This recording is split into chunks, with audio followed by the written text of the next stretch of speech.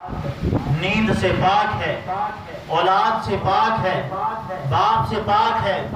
قل هو اللہ احد پوری سورت اللہ رب العزت کی توحید کی ضمانت دے رہی ہے، وحدت کی ضمانت دے رہی ہے۔ تو پھر یہ ارشاد فرمایا کہ جس کے ہاتھوں میں ہے ساری بادشاہی۔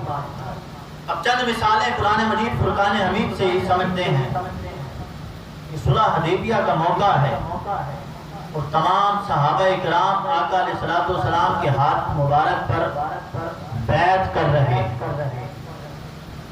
تمام لوگ یہ واقعہ جانتے ہیں کہ جب حضرت عثمان غنی رضی اللہ تعالیٰ عنہ کی شہادت کی خبر ملی تو آقا علیہ السلام نے 1500 صحابہ سے بیعت لی اور ایک ایک کا ہاتھ اپنے ہاتھ پر رکھ کر ہر ایک سے یہ وعدہ لیا کہ ہم حضرت عثمان غنی رضی اللہ تعالیٰ عنہ کا قصاص لیں گے۔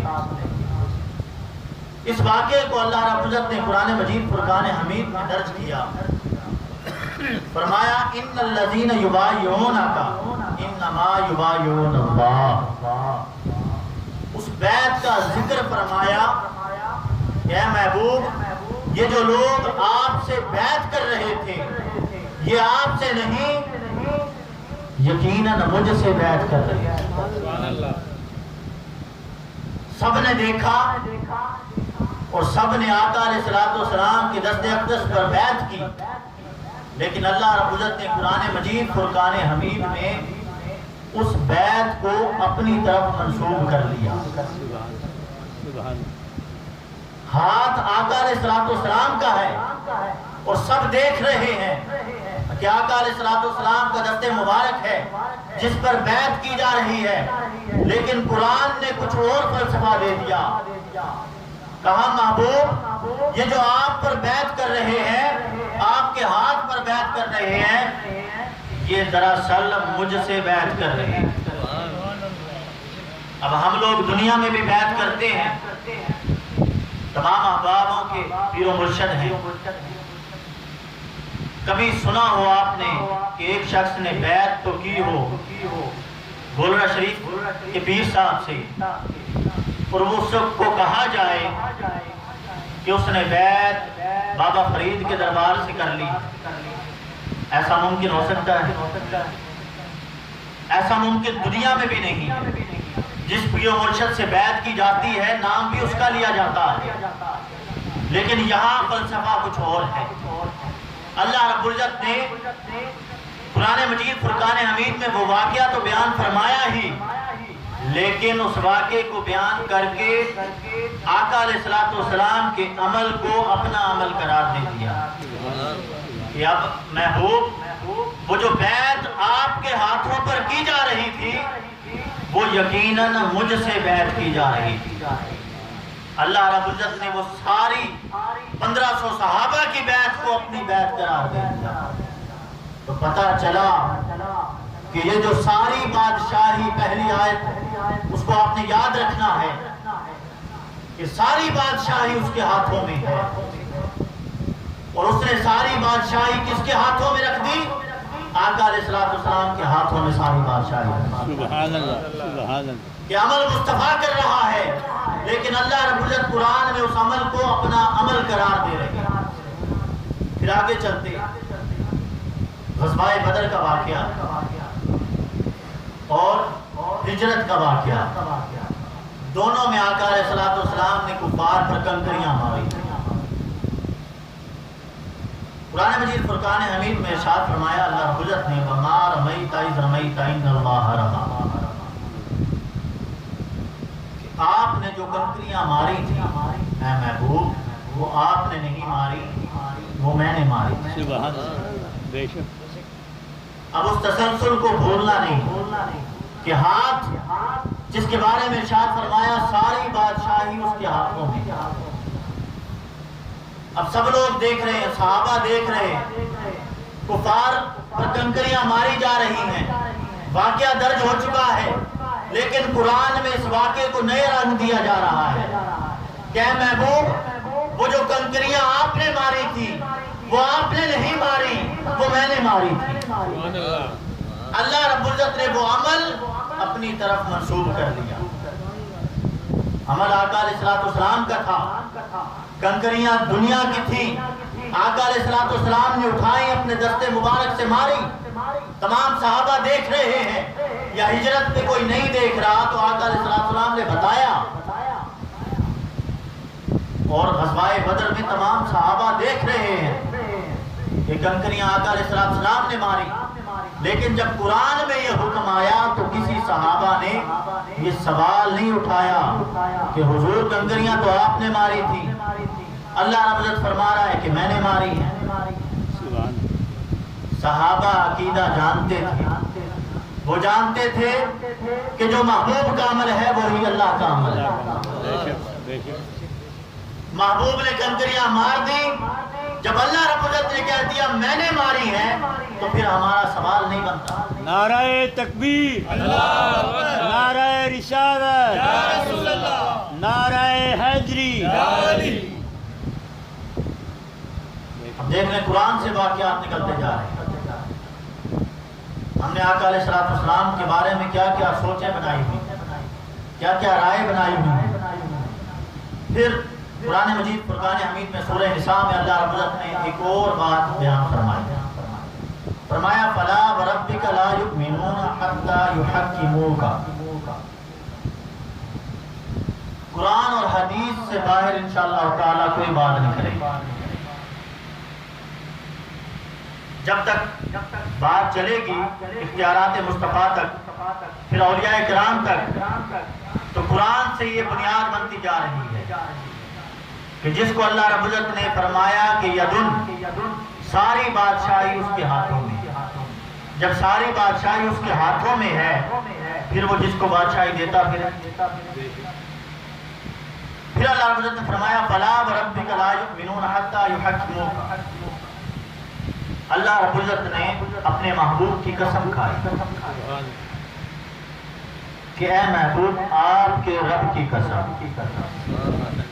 اللہ رب العزت اپنی قسم بھی بغیر کسی وجہ کے نہیں کھاتا، جب بھی اپنی قسم کھاتا ہے نسبت مصطفیٰ سے کھاتا۔ اگر ہم قسم اٹھا لیں تو کہہ دیتے ہیں کہ قسم مصطفیٰ کی کیوں اٹھا رہے ہیں، صرف اللہ کی قسم اٹھائیں۔ اللہ رب العزت کس کی قسم اٹھا رہا ہے؟ اللہ رب العزت آقا علیہ السلام کی قسم اٹھاتا ہے کہ اپنا رب ہونا بھی مصطفیٰ کے رب ہونے سے ظاہر کرتا ہے۔ ہم کہتے ہیں یا باری تعالیٰ، اللہ رب العزت کہتا ہے نہیں، جو مصطفیٰ کے وسیلے سے مجھے مانے گا میں اس کا رب ہوں۔ فرمایا آپ کے رب کی قسم۔ آگے کیا ارشاد فرمایا فلا وربک لا یؤمنون، کوئی شخص مومن نہیں ہو سکتا۔ پہلے کہا آپ کے رب کی قسم، اور پھر مومن کی مثال دے دی، وضاحت کر دی، بتا دیا کہ مومن کون ہو سکتا۔ فرمایا کوئی شخص مومن نہیں ہو سکتا جب تک وہ تمام معاملات میں آپ کو اختیار کل نہ مان لے۔ تمام معاملات میں، دنیاوی ہو دینی ہو، تمام معاملات میں آقا علیہ السلام کو اختیار کل جب تک نہیں مانے گا تب تک وہ مومن نہیں ہو سکتا۔ یہ چیزیں ہم نے بنیاد بنا لی قرآن مجید فرقان حمید کی 3-4 مثالوں سے کہ آقا علیہ السلام نے کے عمل کو اللہ رب العزت نے اپنا عمل قرار دے دیا۔ اب ہم دیکھتے ہیں کہ آقا علیہ السلام کو کس قسم کے اختیارات اللہ رب العزت نے عطا فرمائے۔ تو 3 قسم کے اختیارات اللہ رب العزت نے آقا علیہ السلام کو عطا فرمائے۔ اس میں سب سے ایک ہے تشریحی اختیارات، خاص، وہ ہے کہ قرآن میں کوئی آیت نازل کی گئی ہو تو اللہ رب العزت کے محبوب آقا علیہ السلام اس سے میں اضافہ فرما دیں، یا اس کے برعکس اس میں سے کوئی نہ کوئی سیکشن نکال دیں، کسی کو چھوٹ دے دیں، یا آقا علیہ السلام کی تشریحی اختیارات ہیں۔ پھر ہے تشریعی اختیارات، آئین سے کہ آپ کا دل چاہے تو شریعت کے احکامات کو بدل دیں. شریعت کا حکم آ چکا، آقا علیہ السلام اس احکام کو بدل نہیں سکتے.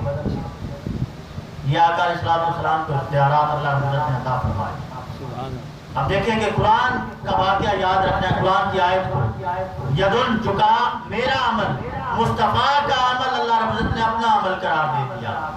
تو جو بھی بات ہوگی، جو بھی مصطفیٰ بات کریں گے وہ اپنی طرف سے نہیں کریں گے، بے شک وہ قرآن میں آیت آئی ہو یا نہ آئی ہو، وہ اللہ رب العزت کے حکم سے ہی کریں گے.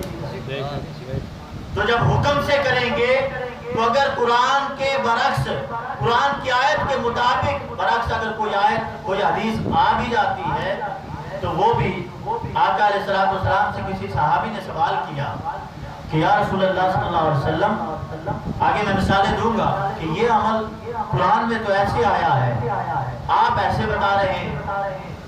تو آقا علیہ السلام نے فرمایا کہ قرآن کی آیت کس سے سنی تھی؟ قرآن کی آیت بھی مجھ سے سنی تو یہ بات بھی مجھ سے سنی. جہاں جس بات کی، اس بات کی ضمانت بھی میں دے رہا ہوں، اس بات کی ضمانت بھی میں دیتا ہوں. جب دونوں بات مجھ سے سنی ہے تو ضمانت بھی میں ہی دوں گا. تو تیسرا اختیارات اللہ رب العزت نے تقریری اختیارات دیا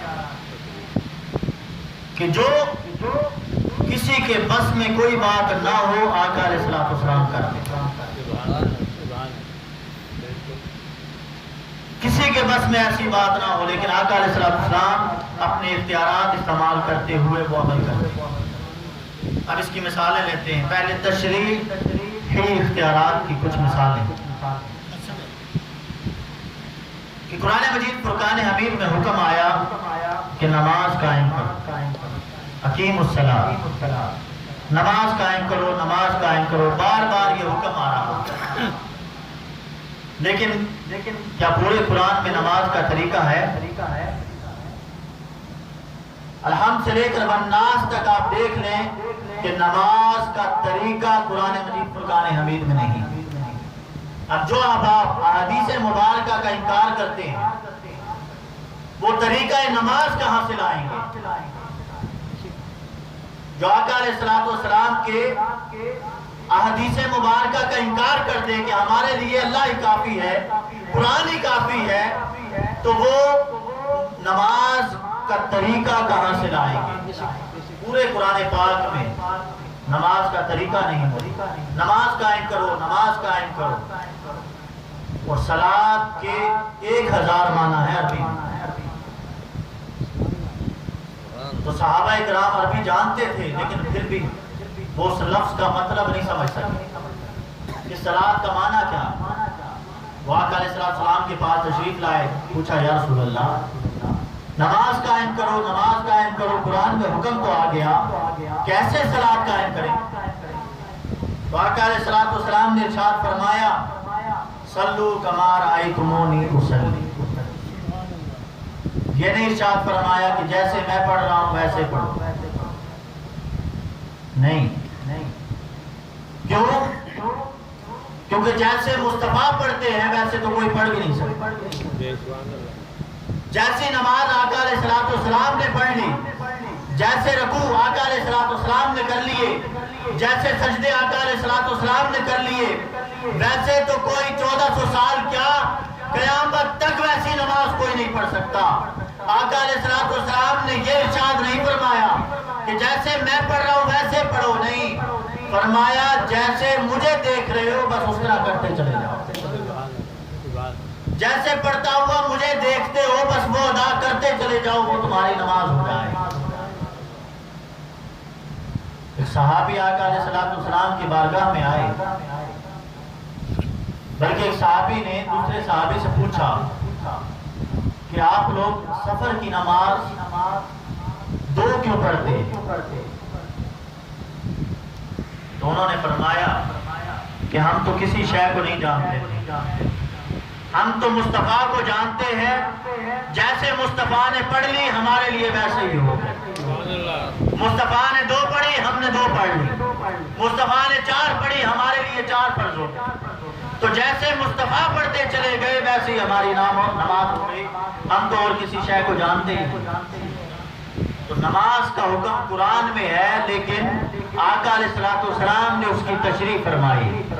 اب صلاۃ کا کوئی اور معنی نکال نہیں سکتا، کیونکہ مصطفیٰ نے اس کی تشریح فرما دی کہ صلاۃ کا معنی، اقیم الصلاۃ کا معنی نماز قائم کرنا۔ یہ تشریح اختیارات ہے کہ جو تشریح فرما دی بس وہی ہوگی۔ مصطفیٰ نے فرما دی، اب کوئی کہے میں صلاۃ اس طرح نہیں پڑھتا، میں نماز اپنے طریقے سے صلاۃ کا معنی کھڑے ہو کر درود و سلام پڑھنا بھی ہے تو میں صرف درود و سلام پڑھ لیتا ہوں، میں صرف ذکر اذکار کر لیتا ہوں، صلاۃ کا معنی ذکر اذکار بھی ہے، تو وہ قابل قبول نہیں ہوگا، کیونکہ مصطفیٰ نے فرما دیا کہ صلاۃ کا معنی نماز ہے، اور نماز جس طرح میں ادا کر رہا ہوں اس طرح دیکھتے چلے جاؤ اور ادا کرتے جاؤ۔ پھر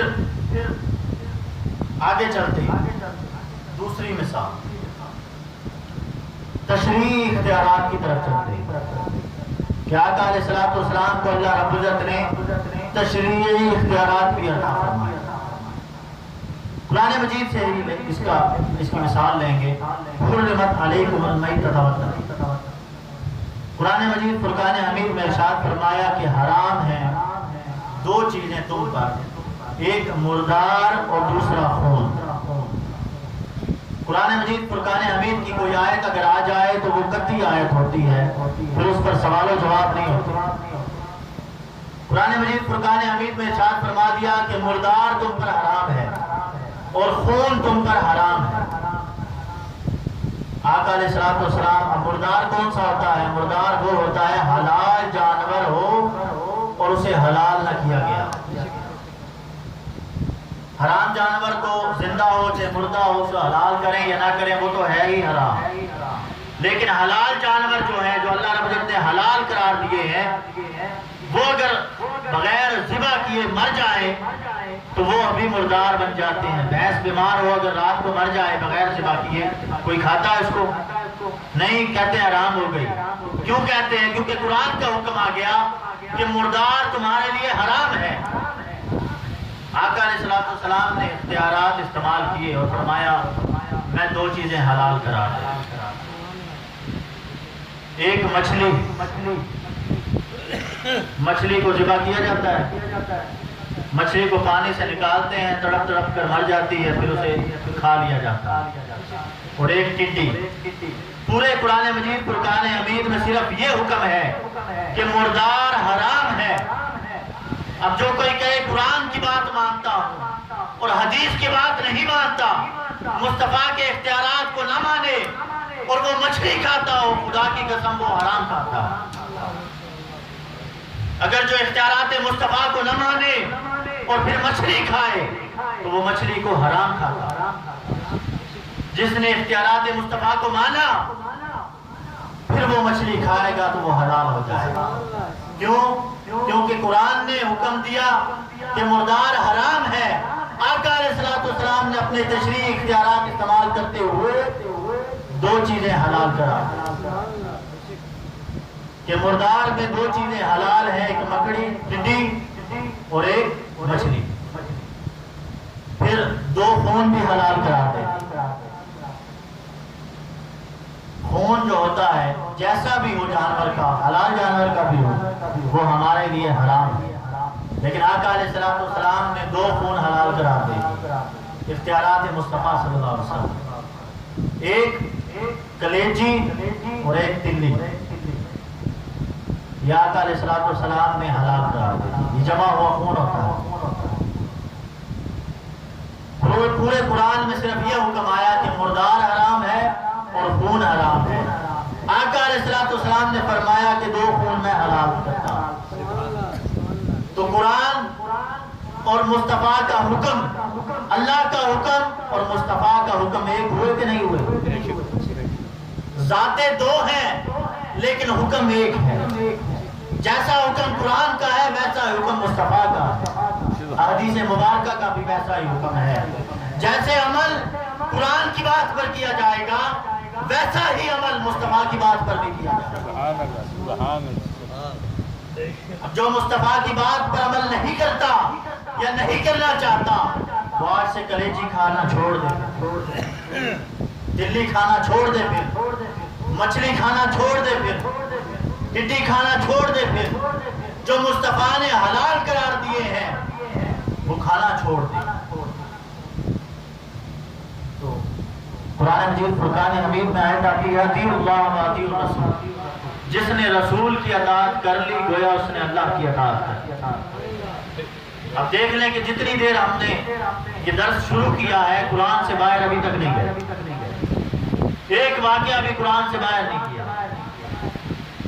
قرآن کی آیتیں ہیں انہیں کی اور ان کا ترجمہ ہی ہے، تشریح بھی نہیں کی، اپنی تشریح بھی نہیں کی۔ تو پتہ چلا کہ اطاعت مصطفیٰ میں ہی اطاعت خدا ہے۔ بعض احباب یہ بھی سوال کر لیتے ہیں کہ محفل میں قرآن کی تلاوت کم ہوتی ہے، مصطفیٰ کا ذکر زیادہ ہوتا ہے۔ بھئی مصطفیٰ کا ذکر محمد محمد کریں دے گزر گئے، احد نالو احمد بلندے گزر گئے۔ محمد محمد کرنا بھی اللہ کی بارگاہ میں اللہ اللہ کرنا، کریں گے محمد محمد اللہ لکھے گا میرا ہی ذکر چل رہا ہے، میرا ہی ذکر چل رہا ہے۔ تو مصطفیٰ کا ذکر کریں، مصطفیٰ کے اولیاء کا ذکر کریں، ذکر اولیاء کا ہو، ذکر انبیاء کا ہو، ذکر مصطفیٰ کا ہو، اللہ رب العزت خوش ہوتا ہے، کہتا ہے میرا ہی ذکر ہو۔ اب دنیا کی مثال دیکھ لیں، کسی نے بلڈنگ بنائی، یہ بلڈنگ بنائی یا مسجد کسی نے بنائی اور کوئی جا کے تعریف کر دے مسجد بڑی خوبصورت ہے یا یہ بلڈنگ بڑی خوبصورت ہے اور بنانے والا ساتھ کھڑا ہو، کیا وہ اس سے لڑ پڑتا ہے کہ میری تعریف تو کر نہیں رہے، جس نے بنائی ہے اس کی تعریف کر نہیں رہے، مسجد کی تعریف کر رہے ہیں، بلڈنگ کی تعریف کر رہے ہیں، تصویر کی تعریف کر رہے ہیں، پینٹر کی تعریف کی نہیں جا رہی۔ کبھی کوئی لڑتا ہے؟ بلکہ وہ تو خوش ہوتا ہے کہ میری چیز کی تعریف ہو رہی ہے، میری ہی تعریف ہو رہی ہے، میری بنائی ہوئی بلڈنگ کی تعریف ہو رہی ہے، میری ہی تعریف ہو رہی ہے۔ تو مصطفیٰ کی اگر تعریف کی جائے، جتنی بھی تعریف کی جائے، وہ سارے کی سارے اللہ کی ہی تعریف ہے۔ کیوں؟ کیونکہ اللہ نے اسے اپنا محبوب بنایا۔ صحابی آقا علیہ السلام کی بارگاہ میں آئے، کہا یا رسول اللہ میں رات کے 3 پہر تلاوت کرتا ہوں، عبادت کرتا ہوں، نفلیں پڑھتا ہوں، ایک حصہ آقا علیہ السلام پر درود بھیجتا ہوں۔ آقا علیہ السلام نے ارشاد فرمایا ٹھیک ہے، بہتر ہے، لیکن زیادہ اچھا یہ ہوگا کہ درود کا وقت بڑھا لو۔ چند دن بعد پھر وہ شخص آیا، اس نے کہا حضور میں آدھی رات نوافل ادا کرتا ہوں، آدھی رات آپ پر درود بھیجتا ہوں۔ تو آقا علیہ السلام نے ارشاد فرمایا ٹھیک ہے، اچھا ہے، درود کا وقت اور بڑھا لو تو اور بہتر ہو۔ چند دن بعد پھر وہ شخص آیا، کہا یا رسول اللہ میں 3 حصے درود و سلام پڑھتا ہوں، ایک حصہ آپ پر نوافل ادا کرتا ہوں، اللہ کی نوافل ادا کرتا ہوں، عبادت کرتا ہوں۔ آقا علیہ السلام نے فرمایا درود کا وقت اور بڑھا لو تو اور بہتر ہو۔ چند دن بعد وہ پھر شخص آیا اور ارشاد فرمایا کہ یا رسول اللہ میں ساری رات ہی درود و سلام، اور آقا علیہ السلام نے اس سے بہت ساری دعائیں دی۔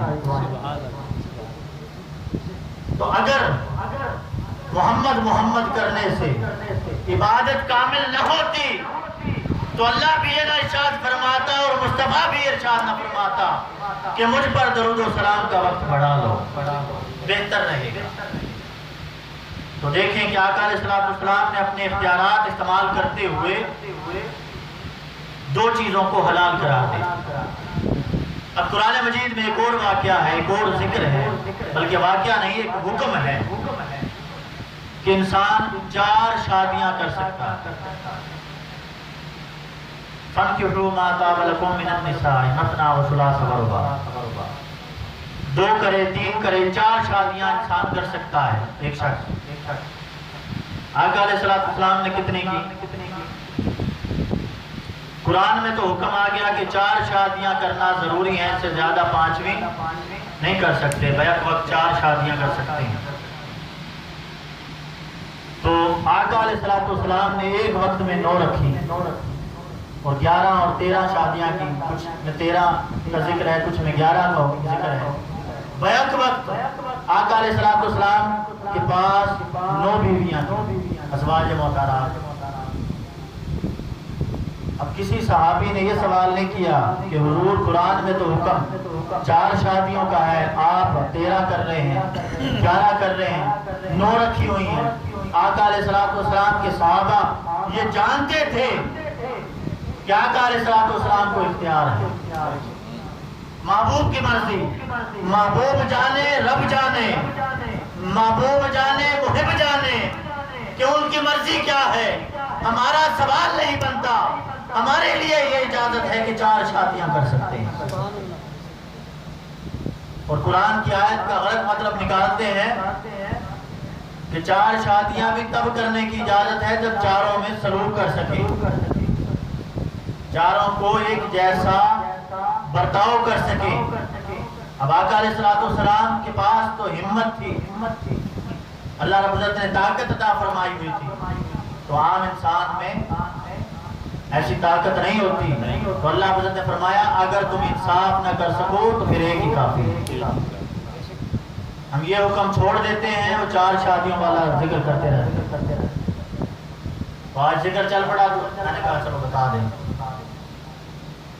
تو آقا علیہ السلام نے اپنا اختیار استعمال کرتے ہوئے 9 شادیاں کی، بیک وقت رکھے۔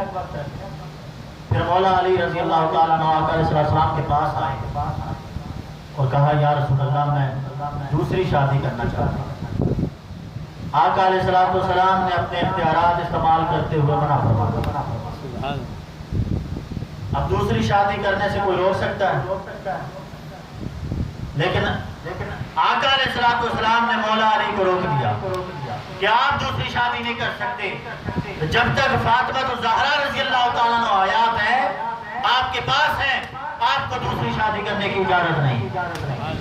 اب یہ آقا علیہ السلام نے اپنا اختیار استعمال کرتے ہوئے مولا علی کو منع فرمایا۔ پھر مولا علی نے بھی سوال نہیں کیا کہ جب قرآن کا حکم آ گیا میں آپ کی بات کیوں مانوں؟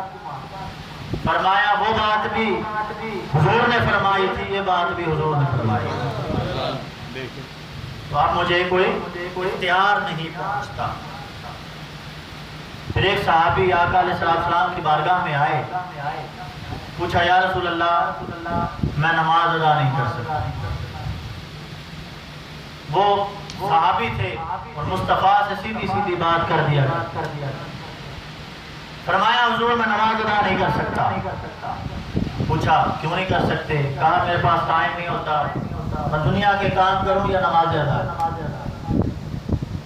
تو حضور اس سے ناراض نہیں ہوئے کہ یہ کیسی بات کر دی، قرآن میں تو حکم ہے نماز قائم کرو۔ تو پوچھا کہ 2 پڑھ سکتے ہو؟ پوچھ لیا اگر 2 پڑھ سکتے ہو تو اس نے کہا کہ حضور کون کون سی؟ سوال کر دیا کہ کون کون سی، میں بھی تو دیکھوں نا مجھے کون وقت ملتا بھی ہے یا نہیں، میں اپنا ٹائم ایڈجسٹ کروں گا۔ پوچھ لیا یا رسول اللہ کون کون سی، پہلے یہ تو بتائیں۔ کہا کہ ایک عصر کی پڑھ لو، ایک فجر کی پڑھ لو۔ کہا باقیوں کا کیا ہوگا؟ کہا باقی تمہیں معاف۔ اپنا اختیار استعمال کرتے ہوئے آقا علیہ السلام نے اس صحابی کو 3 نمازیں معاف کر دی۔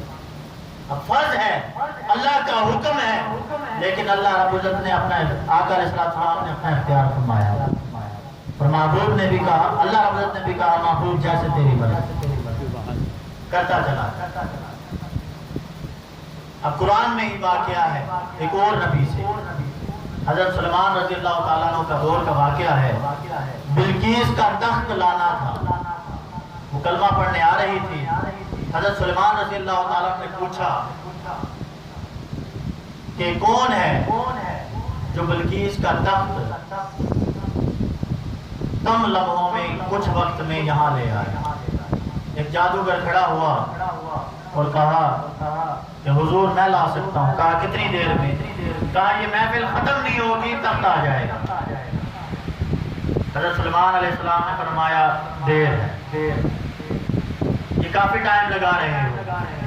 پتہ چلا کہ حضرت سلیمان علیہ السلام جانتے تھے کہ کوئی ہے جو اس سے بھی کم وقت میں لے آ سکتا ہے، اسی مجلس میں بیٹھا ہے، کوئی ہے جو اس سے بھی کم وقت میں وہ تخت لا سکتا ہے۔ تو پھر ایک اللہ کا ولی کھڑا ہوا اور کہا کہ میں لا سکتا ہوں۔ پوچھا کتنی دیر میں؟ کہا کہ آنکھ جھپکیں گے، جب کھولیں گے تو تخت حاضر ہوگا۔ وہ تخت لے آیا اور فرمایا کہ یہ میرے رب کا فضل ہے۔ اور قرآن نے کہا کہ اس کو علم تھا کتاب کا۔ کتاب کون سی؟ جو حضرت سلیمان علیہ السلام پر نازل کی گئی۔ تو پتہ چلا کہ یہ بتانا بھی مقصود تھا کہ آج کے دور میں ہم قرآن سے کتنا دور ہو چکے ہیں۔ ایک اللہ کے بندے کے پاس حضرت سلیمان علیہ السلام کی کتاب کا علم تھا، اور اس علم کی برکت سے وہ بلقیس کے تخت کو اتنی جلدی 900 میل کے سفر کو مختصر کرتا آگ جھپکنے والے سفر پر لے آیا۔ تو جس کو قرآن کا علم ہوگا وہ کیا کیا نہیں کر سکتا، وہ اللہ کے اولیاء کیا کیا نہیں کر سکتے، ان کو اللہ رب العزت نے کیا کیا اختیارات نہیں دیے ہوں گے۔ تو یہ آقا علیہ السلام کو تشریعی اختیارات اللہ رب العزت نے عطا فرمائے۔ اب 2-3 مثالیں تقریری اختیارات۔ اب ہم قرآن سے ہٹ کر احادیث مبارکہ کی طرف آتے ہیں۔ مولا علی رضی اللہ تعالیٰ عنہ غزوہ کے بعد آقا علیہ السلام نے نماز ادا کر لی، اور حضرت علی رضی اللہ تعالیٰ نے ادا کرنی تھی۔ حضور نے فرمایا کہ میں نے آرام کرنا ہے، علی بیٹھ جاؤ۔ تو علی بیٹھ کے ان کے پاؤں پر، ران پر آقا علیہ السلام نے سر رکھا اور نیند کھا۔ سورج ڈوب گیا۔ مولا علی جو نماز اذان سنتے ہی کب کبھی طاری ہو جاتی تھی، خوف طاری ہو جاتا تھی۔ وہ دیکھ رہے ہیں کہ یہاں مصطفیٰ کا چہرہ ہے، یہاں مصطفیٰ کا حکم ہے، وہاں رب کا حکم۔ رب کے حکم کو چھوڑ دیا، مصطفیٰ کے حکم کو رکھا۔ لیکن جب سورج ڈوب چکا، آنسو جاری ہو گئے، مصطفیٰ نے آنکھیں کھولی، پوچھا علی کیوں رو رہے ہو؟ کہا یا رسول اللہ نماز قضا ہو گئی، نماز چلی گئی۔ آقا علیہ السلام نے فرمایا کہ نماز ادا پڑھنی ہے یا قضا پڑھنی ہے؟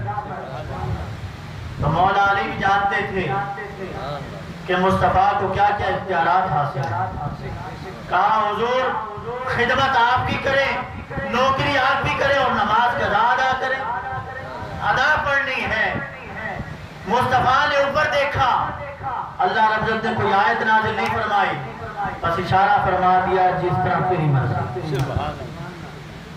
سورج کو حکم دیا، سورج واپس پلٹ آیا، سورج واپس پلٹ آیا۔ اختیارات تقریری اختیارات یہ تھے کہ آج تک سورج مشرق سے نکلا ہے، مغرب تک غروب ہوا ہے۔ ایک موقع ایسا تھا کہ سورج واپس پلٹا، غروب ہونے کے بعد وہ مصطفیٰ کے لیے پلٹا۔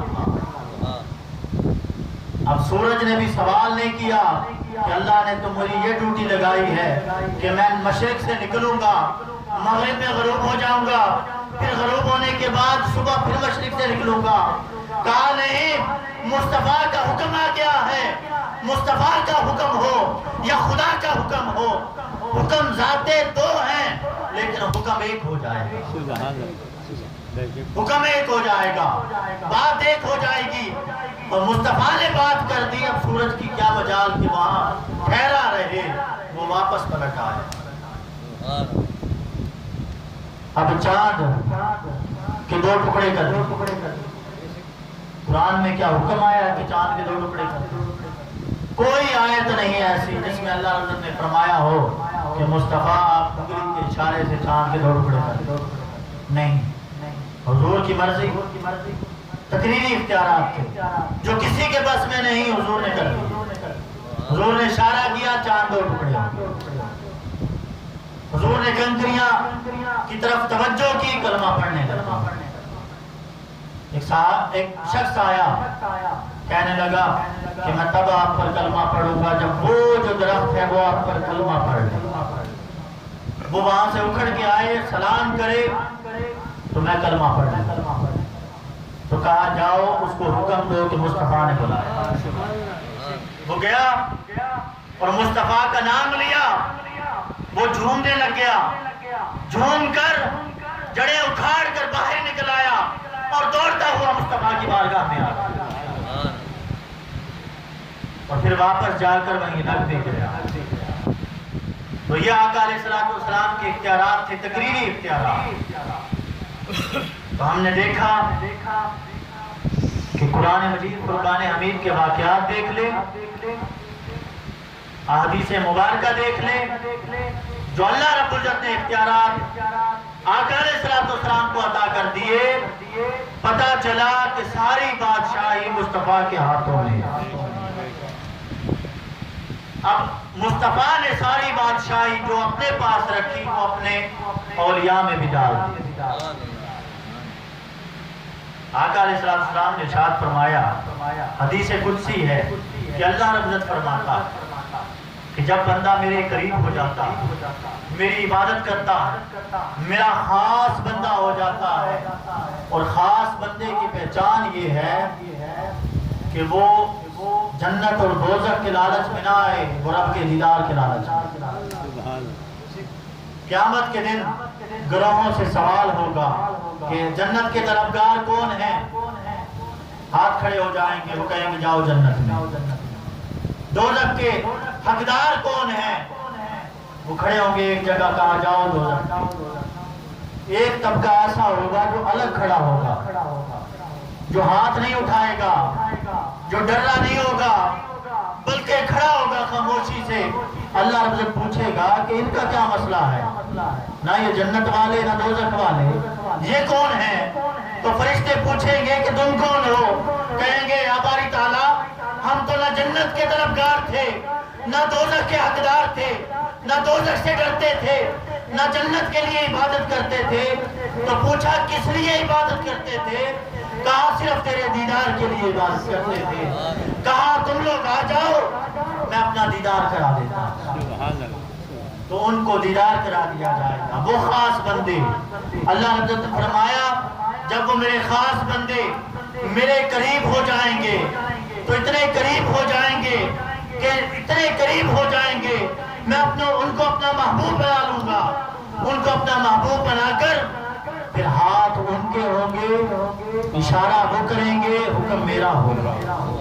چل رہے وہ ہوں گے، چلنا ان کا نہیں ہوگا، میرا چلنا ہوگا۔ حکم وہ دیں گے، زبان ان کی ہوگی، حکم میرا ہوگا۔ دیکھ رہے وہ ہوں گے، توجہ ان کی ہوگی، توجہ میری ڈال دی جائے گی، نگاہ میری ڈال دی جائے گی، اثر میرا آ جائے گا، ہاتھ میں طاقت میری آ جائے گی، کانوں میں طاقت میری آ جائے گی۔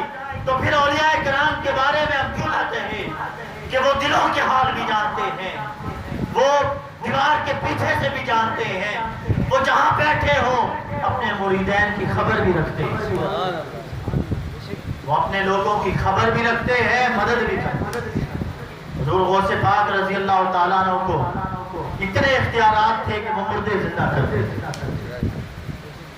تو اس وقت کے بھی مولوی تھے، پیر بھی تھے، کہنے لگے کہ اگر غوث پاک یہ عمل کرتے رہے تو ہمارا مرید کون بنے گا، پھر ہمارے پاس کون آئے گا؟ پھر مولوی کہنے لگے ہماری بات کون سنے گا، ہم سے تویز گنڈے کون لے گا؟ یہ ہر دور میں آتے رہتے ہیں، یہ نہیں ہے کہ آج کے دور میں پیدا ہو گئے۔ آج بھی علماء حق کو، حق والے پیروں کو لوگ نہیں مانتے، دنیا میں نہیں مانتے۔ جب وہ رخصت ہو جاتے ہیں پھر دربار بھی بناتے ہیں، مزار بھی بناتے ہیں، عرس بھی مناتے ہیں، پھر جھنڈے بھی لگاتے ہیں، لیکن جب وہ دنیا میں ہوتے ہیں پھر ان کی قدر نہیں کرتے۔ آج بھی ایسے لوگ کہ جب اللہ کا بندہ اٹھتا ہے تو پھر اس کا ساتھ دینے والا کوئی نہیں ہوتا۔ تو غوث پاک کا امتحان لینے کے لیے مولوی آ گئے، ایک مولوی کو کہہ دیا کہ تم نے مردہ ہو جانا ہے، کفن پہن لینا ہے، ہم نے جا کے کہنا ہے کہ حضور جنازہ پڑھا۔ تو جب وہ جنازے کے لیے اللہ اکبر کریں گے تو تم کھڑے ہو جانا، پھر ہم مذاق اڑائیں گے۔ حضور غوث پاک کے سامنے وہ مولویوں کی میٹنگ ہو گئی، جنازہ آ گیا، حضور غوث پاک نے دیکھ لیا۔ حضور غوث پاک نے کہا ہے کوئی اس کا والد وارث؟ تو اس کے والد بھی وہاں موجود تھے، کہنے لگے میں ہوں۔ وہ بھی اس کردار کا حصہ تھا، مولوی تھا نا، وہ بھی کردار کا حصہ تھا، اس کو الگ لے گئے۔ حضور غوث پاک نے فرمایا پڑھا دو جنازہ۔ اس نے کہا پڑھا دو جی، سوچ کے جو آیا تھا۔ پھر پوچھا کہ عبد القادر پڑھا دو جنازہ؟ اس نے کہا حضور بسم اللہ کرے پڑھا دیں۔ صفیں بن گئی، حضور نے اللہ اکبر کیا، غوث پاک نے جنازہ پڑھا دیا، اللہ اکبر کیا، دوسرا اللہ اکبر کیا۔ لوگوں کے ذہنوں میں اٹھ نہیں رہے، حضرت صاحب اٹھے نہیں، چاروں تکبیریں ہوگی، سلام پھر گیا، والد بھاگا، حضور غوث پاک نے ہاتھ پکڑ لیا کہ ادھر کیا جاتے ہو؟ کہا حضور، کہا جنازہ مردوں کا ہوتا ہے یا زندوں کا ہوتا ہے؟ کہا حضور زندہ تھا۔ کہا زندہ تھا، جنازہ پڑھا دیا، جس کا غوث پاک جنازہ پڑھا دے، اگر وہ زندہ بھی ہو تو مر جاتا۔ اگر وہ اپنے آپ کو زندہ بھی کہے، غوث پاک غوث اعظم نے جس کا جنازہ پڑھا دیا وہ مردہ ہو گیا۔ اب جاؤ قبر کا انتظام کرو، وہاں کیا جاتے ہیں؟ پوچھا نہیں تھا کہ جنازہ پڑھا دو؟ تو آپ وہاں کیا دیکھنے جاتے ہو؟ جاؤ قبر کا انتظام۔ یہ غوث پاک کے پاس اختیارات۔ 11 سال کی ڈوبی ہوئی کشتی واپس پکڑا۔ یہ مائی کیوں روتی ہے؟ کہا 11 سال ہو گئے، دولہا گیا تھا، بارات گئی تھی، واپس نہیں آئی، اسی حالت میں واپس پکڑا۔ یہ اختیارات ہیں اولیاء کرام۔ یا آقا علیہ السلام کی امتیوں کو اختیارات دیے گئے کہ جہاں اختیارات مصطفیٰ ہے وہیں مصطفیٰ نے آگے اختیارات تقسیم بھی کی۔ اسی طرح بہت سے اولیاء کرام کے ایسے واقعات ہیں۔ تو آج کی درس میں ہمیں سبق یہ ملا، شاعر کہتا ہے نہ پوچھ ان خر کا پوشوں سے، ارادت ہے تو دیکھ ان کی، یدے بیضا لیے پھرتے ہیں اپنی آستینوں، کہ ان کے پاس اللہ رب العزت نے ایسے اختیارات دیے ہیں کہ وہ موسیٰ کی طرح زمین کو روشن بھی کرتے ہیں، عیسیٰ علیہ السلام کی طرح مردوں کو زندہ بھی کرتے ہیں۔ تو انبیاء کو جو اختیارات دیے گئے تھے ان کی خیرات آقا علیہ السلام کے اولیاء میں بھی ڈال دی گئی، ان کو بھی عطا کر دی گئی۔ تو پیغام آج کی محفل کا یہ ہے کہ ہم دنیا میں بھی ایسے لوگوں کو پہچانیں، ایسے لوگوں کی قدر کریں کہ جو دین کا مکمل کامل نمونہ اپنی زندگیوں کو صرف کریں، ایسے لوگوں کی تلاش ڈھونڈے پرکھے، پھر جب ایسی قیادت ایسا شخص مل جائے پھر دنیا میں اس کا ساتھ کبھی نہ چھوڑے، کیونکہ آقا علیہ السلام کی حدیث مبارکہ ہے کہ جو دنیا میں جس سے محبت کرتا ہوگا قیامت کے دن اسی کے ساتھ ہوگا۔ جو ہم اپنے گریبانوں میں دیکھیں، اپنے ارد گرد دیکھیں کہ ہم کس سے محبت کرتے ہیں، ہم کس کا ساتھ دیتے ہیں، ہم کس کے ساتھ لگے ہوئے ہیں۔ کیوں؟ کیونکہ قیامت کے دن جو جس کا ساتھ دے گا، جو جس سے محبت کرتا ہوگا، قیامت کے دن وہ اسی کے ساتھ ہوگا۔ ایک صحابی آقا علیہ السلام کے پاس تشریف لائے، کہا یا رسول اللہ مجھے ان سے محبت ہے۔ دیکھا حضرت علی جا رہے تھے، فرمایا مجھے مولا علی سے بڑی محبت ہے. کہا کیا آپ نے بتا دیا ان کو؟